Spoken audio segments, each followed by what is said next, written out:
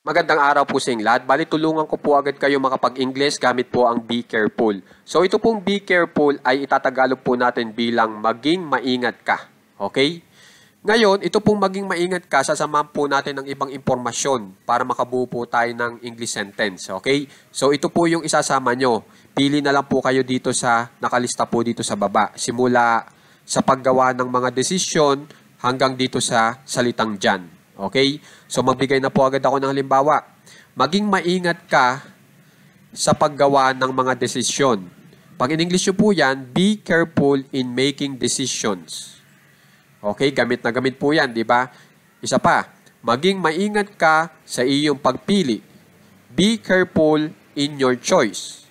Okay? Gamit na gamit din po yan. Sumunod, maging maingat ka sa iyong mga tinatapakan. Ito, gamit na gamit po ito. Be careful on your steps. Lalong-lalo na po kung ikaw ay nag-hiking. Di ba po ba? Sumunod, maging maingat ka sa lahat ng oras. Yan, gamit na gamit din po yan.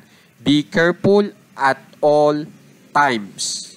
Sumunod, maging maingat ka para sa iyong sarili. Be careful for yourself. Okay? Sumunod, ito, gamit na gamit din po.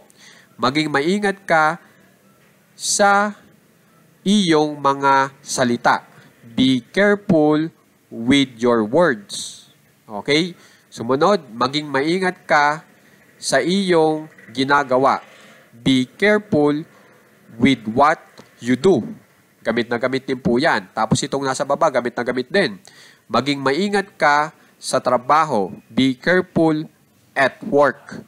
Okay? Pag gusto mo namang sabihin ay maging maingat ka dyan, be careful there. Okay? At meron po akong kailangang ipatanda pa sa inyo na gamit din po. Itong ingatan mo yan, pag yan ay in English nyo naman, ito naman po ang katumbas. Be careful with that. Okay? So sana makikitandaan po itong ating aralin ngayon kasi gamit na gamit po ito. Okay? Maraming salamat po.